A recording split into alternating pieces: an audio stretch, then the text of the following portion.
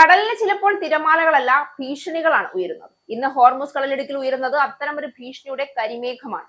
American സേന ഇറാന്റെ ഡ്രോണുകൾ വെടിവെച്ചു വീഴ്ത്തിയെന്ന വാർത്ത വെറും സൈനിക നീക്കത്തിന്റെ റിപ്പോർട്ടല്ല. അത് ലോകത്തിന്റെ എണ്ണ കിണറുകളിലേക്കും ഓഹരി വിപണികളിലേക്കും ജനങ്ങളുടെ അടുക്കളയിലേക്കും വരെ പടരാൻ സാധ്യതയുള്ള ഒരു പുതിയ അഗ്നിപർവ്വതത്തിന്റെ സ്ഫോടന മുന്നറിയിപ്പാണ്.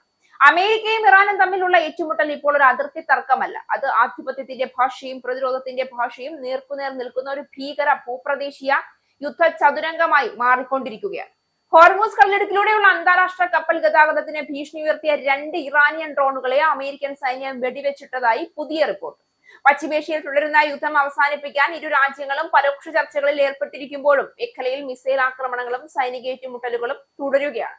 ആഗോള എണ്ണ വ്യാപാരത്തിന്റെ പ്രധാന പാതയായ ഹോർമൂസിന്റെ നിയന്ത്രണത്തിനായി ഇറാൻ നടത്തുന്ന നീക്കങ്ങൾ വലിയ പ്രതിസന്ധിക്ക് കാരണമാകുന്നുണ്ട്. ഉപരോധങ്ങൾ നീക്കുന്നതിനും എണ്ണ വരുമാനം തിരിച്ചുപിടിക്കുന്നതിനുമായി ഇറാൻ സമ്മർദ്ദം ചെലുത്തുമ്പോൾ അമേരിക്കൻ പ്രതിരോധ സേന തിരിച്ചടി തുടരുകയാണ്.